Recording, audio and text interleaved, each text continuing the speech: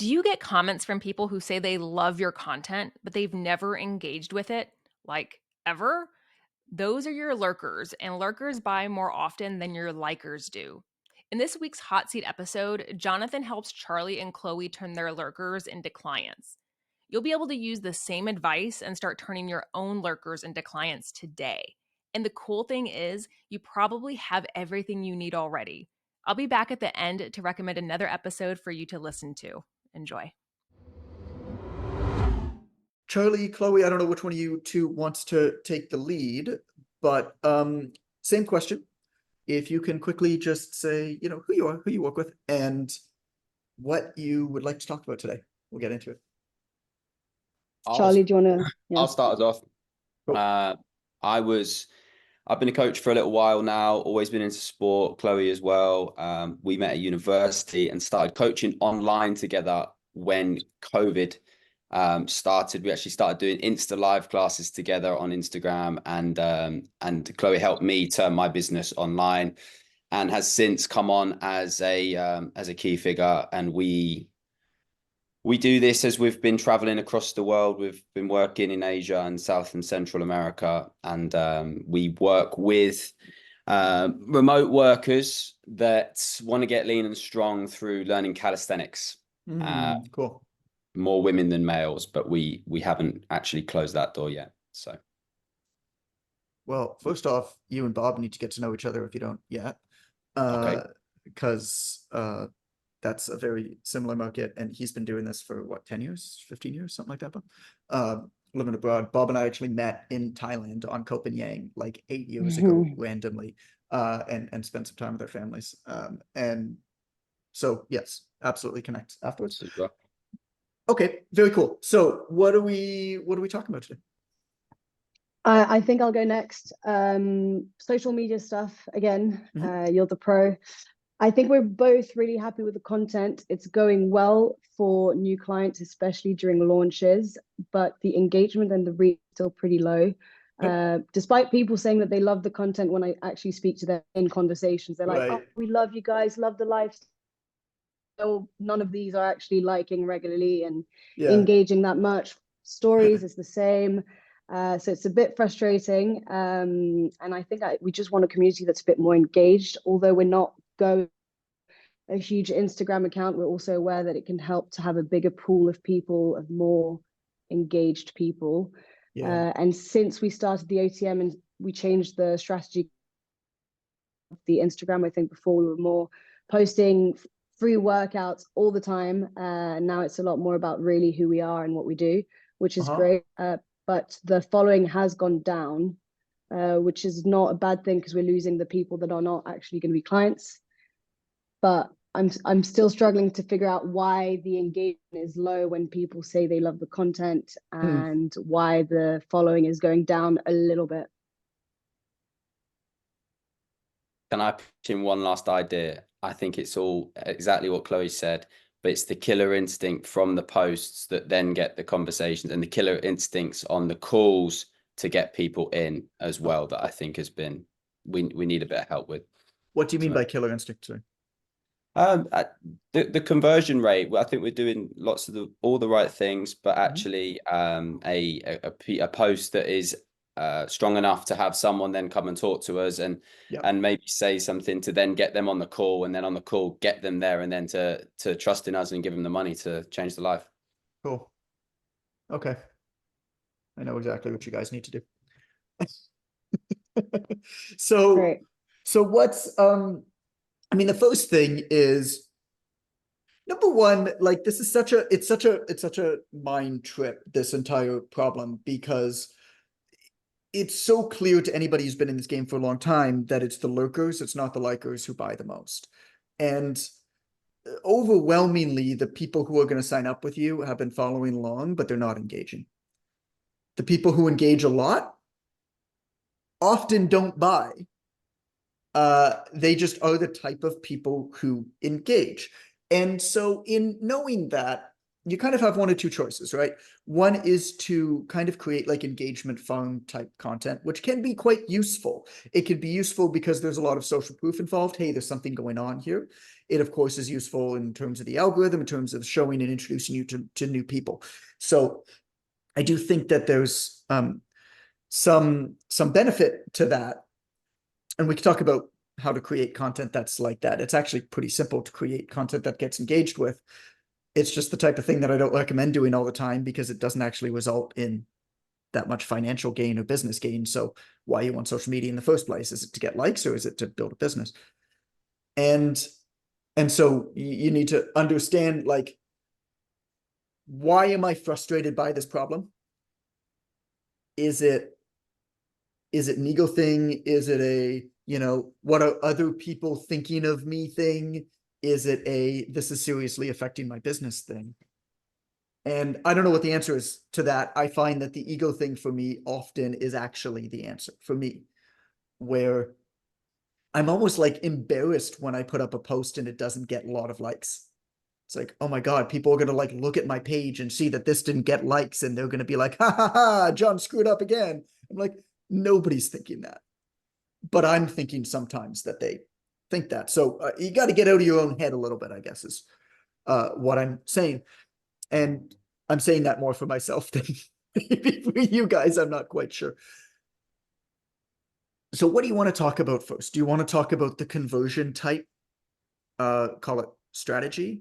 Or do you want to talk about content that will create more engagement and perhaps more virality? I think it's worth talking about both with you. Yeah, probably conversion first, I'd say, just because that's the main bit of our business. Okay. And then maybe go through a few of the social media stuff to create a more engaging community. So you did free workouts on IG for Yeah. a long time. 5-6 months, I think, 4 times a week. Jesus. So do you still have those videos? Like Yep. off of IG? Yeah. Yes, on YouTube. Okay, wonderful. The beautiful part about that is you have all the data in the world you need. Go through your Instagram account and your YouTube and look for any outliers. So look for the ones that outperformed the other ones disproportionately. Call it top 3 to 5. Okay. Figure out what the topics were. My guess is they're probably similar topics. Off the top of your head, can you think of any topics? Be interested. You might not know. It's fine if you don't. I don't know, it was a while ago. It was Maybe like primal hit. That was a bit different to the standard hit. We did animal flow as well. Maybe that was a little bit different. And so look for patterns in your outperformers, in your top performers that are outperforming the other stuff on your channel, and look at the types of workouts they are, but also look at the type of language that you're using, particularly the headlines and the hook and the promise, and who it's for. That'll give you a lot of clues. Now you still have that video, and that video is still on YouTube. So all that you're going to do now is you're just going to tease those videos on Instagram, and you're going to tell people to send you a message for the video. Have you guys seen what I do in my story once a week, usually when I'm advertising a podcast episode?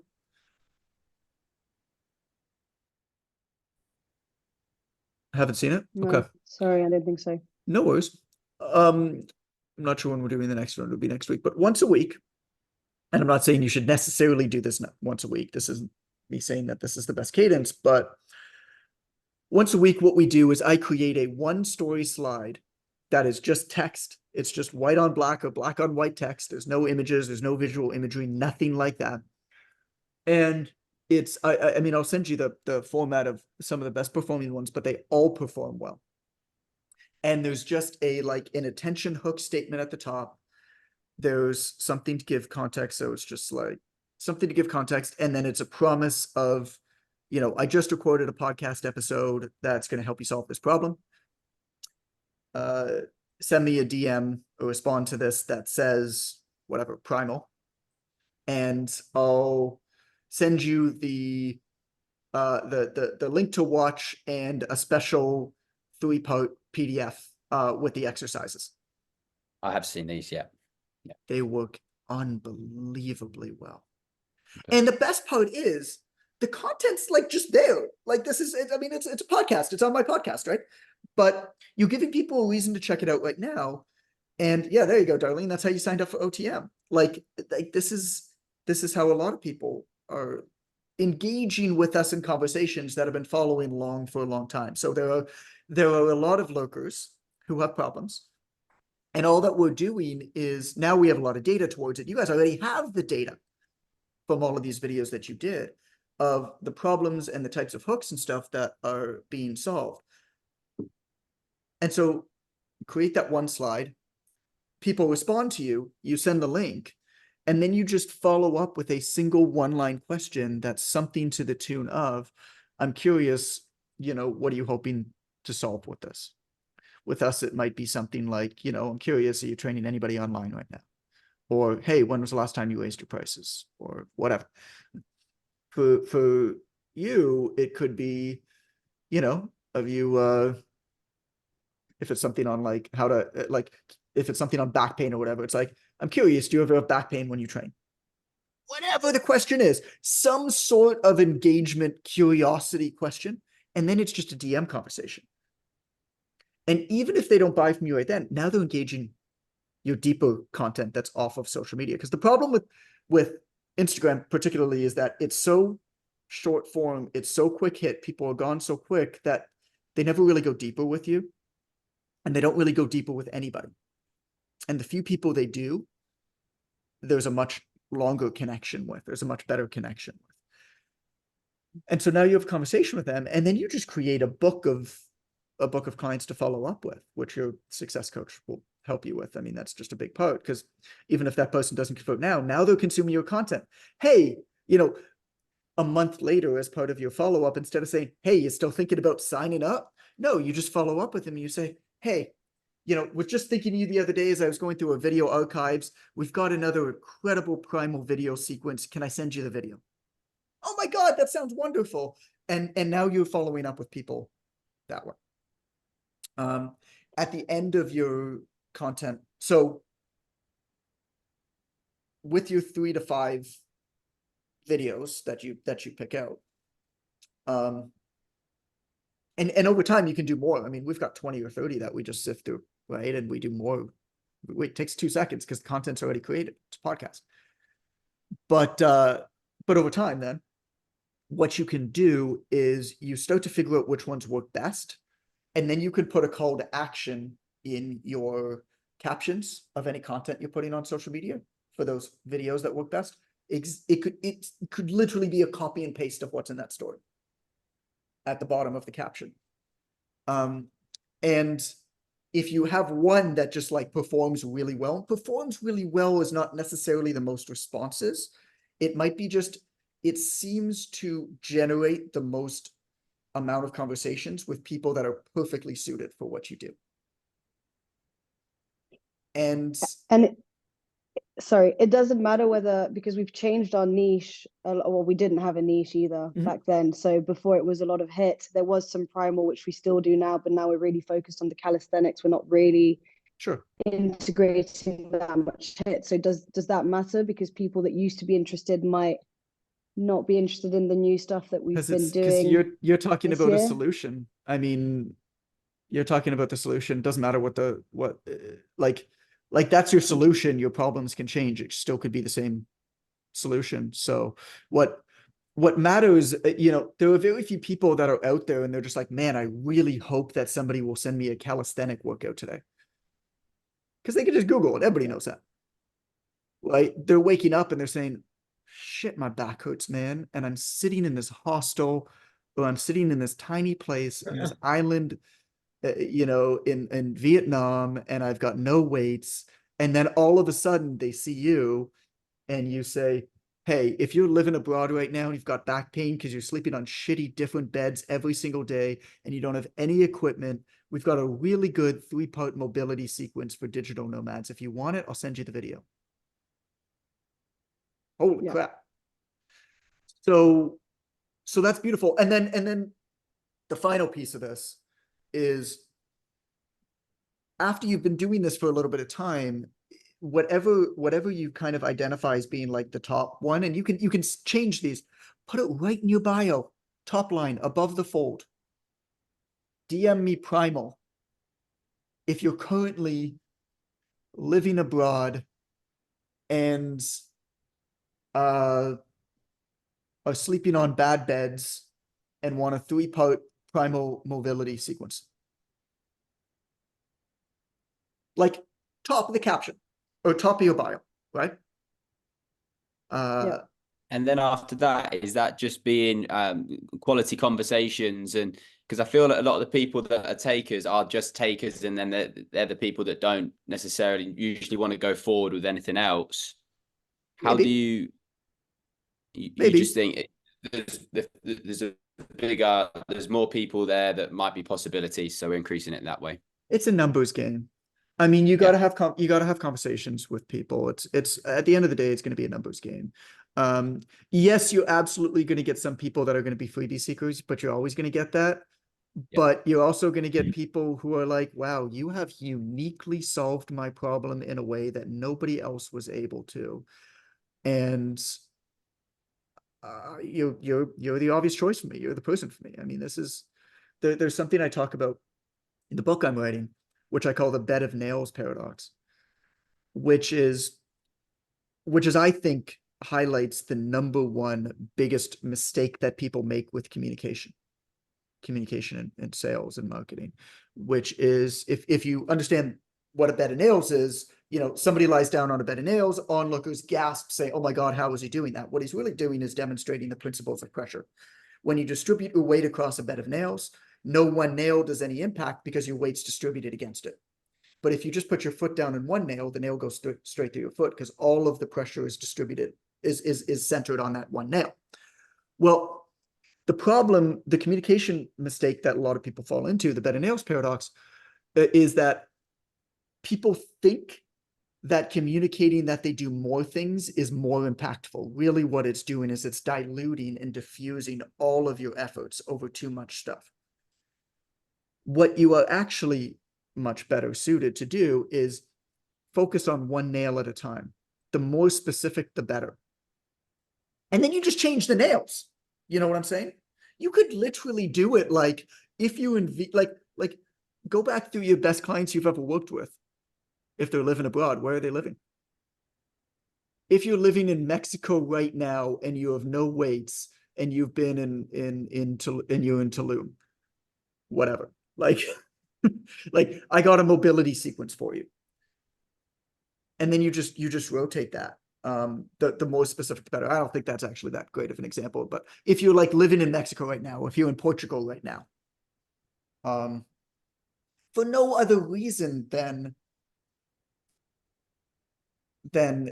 people assume that somebody who does one thing is great at that one thing, but people who do that one thing plus something else are less good at both of those two things. Yeah. So being really specific to try and really target someone, not worrying if they're the 99% that aren't in Mexico, just really trying to. Yeah, because the next time you'll talk about Portugal. Yeah. And the time after that, you'll talk about Indonesia. And the time after that, I mean, I've lived in all these places. I talk to you about all. I mean, I'm in San Juan del Sur, Nicaragua right now. Like I am your person, which is why I know this so well. Okay. So yeah, I think it's great. We do have to move on. I know we wanted to talk about the viral stuff, but we'll do that separately. But hope that helps. Thank you so much, guys. I think thank you for your time. I'm really excited Thank you very much. watch you Cheers, execute John. on this. You got it. Amber again. Thanks for listening in. This episode was from a group call from Jonathan's online trainer mentorship, where we host hot seats every 2 weeks. The mentorship is where we take anyone doing from $1,000 to $20,000 a month or more and help them scale up. If that sounds like something you'd be interested in learning more about, please DM mentor to Jonathan on Instagram at It's Coach Goodman. If you're looking for another episode to listen to right now, I'd recommend episode 80, Getting Leads to Say Yes or No. Hearing maybe from a lead is often more frustrating than hearing no. In this episode, you'll learn the 3 different camps that leads sit in and how to incentivize them to commit so you can avoid getting stuck in maybe territory. Thanks again for listening, and we'll catch you next week.